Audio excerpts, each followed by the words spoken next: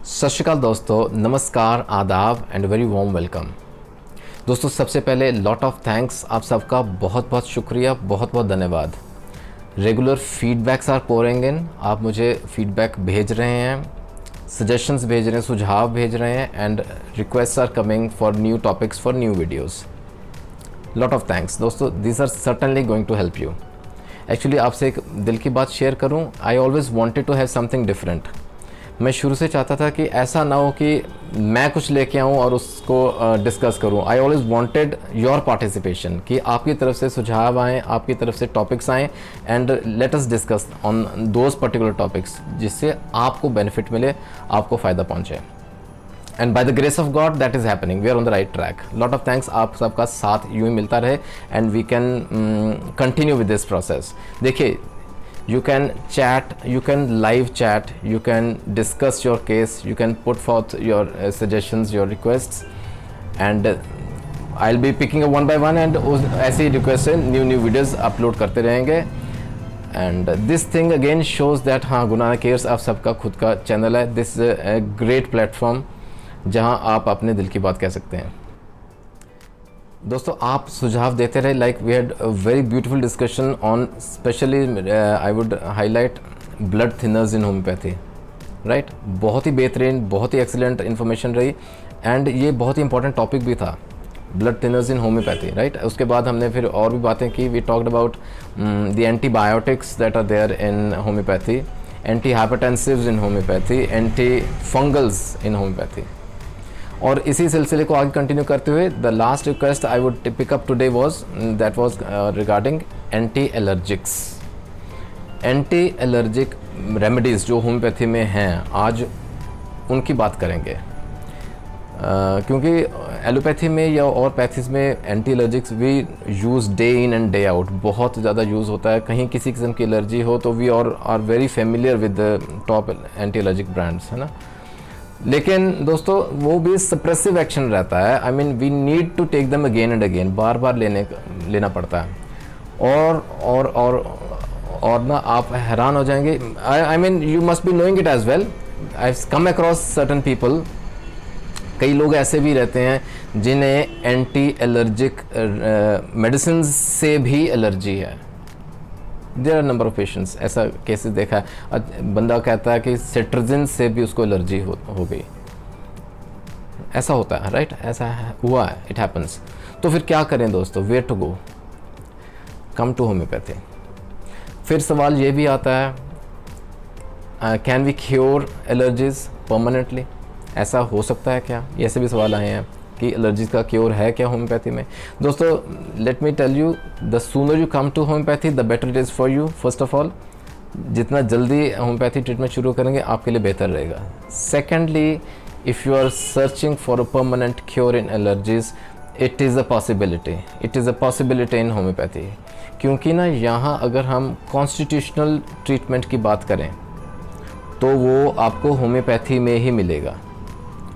क्यों एलर्जीज़ होती हैं? देखिए, बेसिक बात करते हैं, इन शॉर्ट सरल भाषा में बात करते हैं, क्यों एलर्जीज होती हैं। Like we are so many people roaming around, है ना, सेम एनवायरनमेंट है, सेम एटमॉस्फेयर है। किसी को डस्ट से एलर्जी हो रही है, किसी को पॉलेंस से एलर्जी हो रही है, कोई स्मेल टॉलरेट नहीं कर पा रहा है, कोई परफ्यूम्स है। I mean so many allergens are there, but कोई हम कहते हैं he is hypersensitive to that.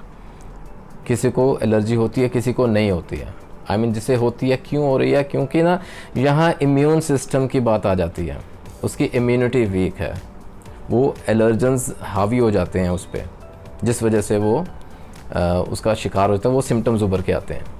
तो घूम फिर के बाद दोस्तों फिर वहीं इम्यूनिटी पे आ रही है। The immune system has to be strengthened, उसको और तगड़ा करना, उसको और बेहतर बनाना है। और होम्योपैथी से बेहतर कुछ नहीं है दोस्तों, that works on the root. ठीक है, आइए बात करते हैं बहुत ही important anti allergic remedies in homeopathy. अच्छा, अगर ना इंटरनेट पे हमने ब्राउज भी किया ना, we search for allergies and treatment YouTube पे भी, तो ना results, most of the results are restricted to allergic rhinitis. उसमें ना एलर्जिक राइनाइटिस की बात होगी, साइनोसाइटिस की बात होगी, जिसमें the nasal symptoms are very prominent. I agree, ये बहुत ज़्यादा कॉमन समस्या रहती है। एंटी एलर्जीज की बात करें या एलर्जेंस की बात करें तो अपर रेस्पिरेटरी ट्रैक्ट जो है ना वो इन्वॉल्व रहता है। But there is much more beyond the upper respiratory tract, है ना। एलर्जीज स्किन की एलर्जीज भी हो सकती हैं, बॉडी के किसी हिस्से में एलर्जी हो सकती है। The symptoms are most of them are itching, burning, pain, swelling, है ना। अगर एलर्जिक राइनाइटिस की बात करें तो there will be watery eyes, there will be watery nose, itching in the eyes, redness, itching in the nose, in the throat, dry cough और बलगम जैसे ना अंदर गिर रही है गले में, वो भी एलर्जिक मैनिफेस्टेशन रहता है। The post nasal discharge, post nasal drip we call it. Then asthma is another allergic manifestation जिसे हम दमा बोलते हैं, राइट, दैट वो भी एक एलर्जी है। डस्ट से एलर्जी है, स्नीजिंग के सिम्टम्स रहते हैं। There is numerous things come around.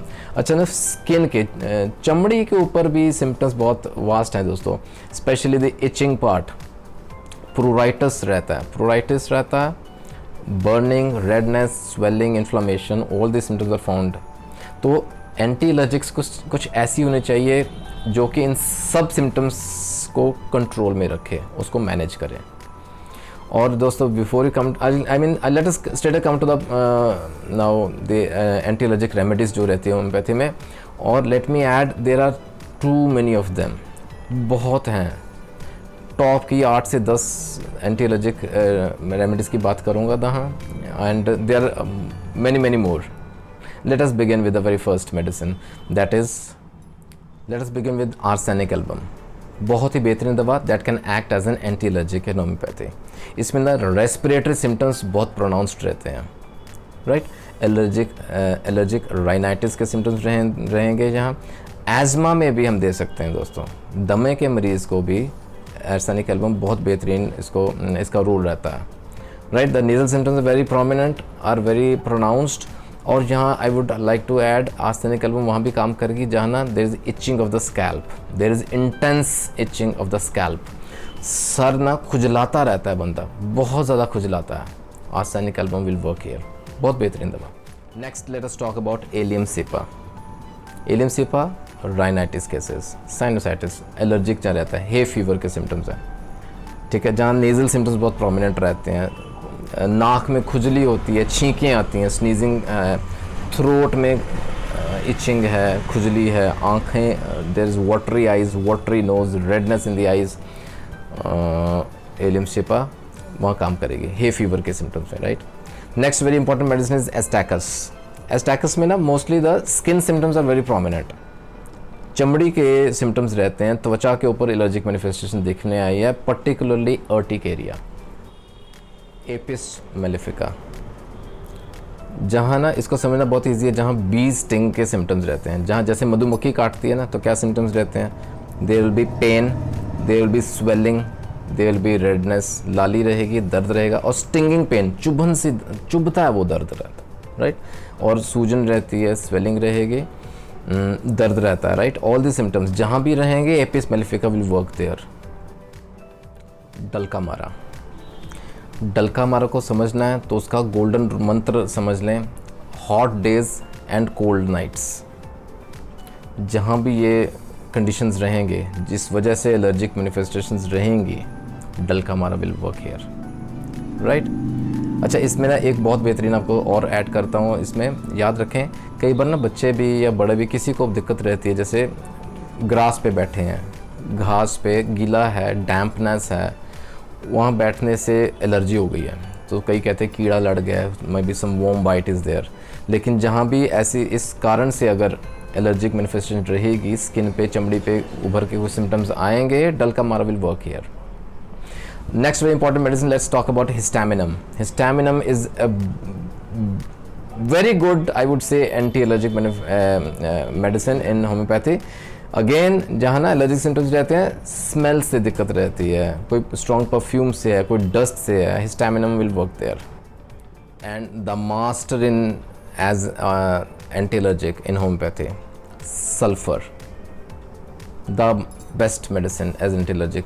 किसी वजह से अगर एलर्जी हो रही है, गंदी चमड़ी है, डर्टी स्किन है, स्किन पे रैशेज़ हैं, स्किन पे खुजली है, किसी डाई से एलर्जी है, किसी केमिकल से हो गई है, प्रोराइटस बहुत ज़्यादा हो गया है, किसी किस्म की एलर्जिक है manifestation, sulphur will work wonders here. Next very important medicine is Ertiga urens.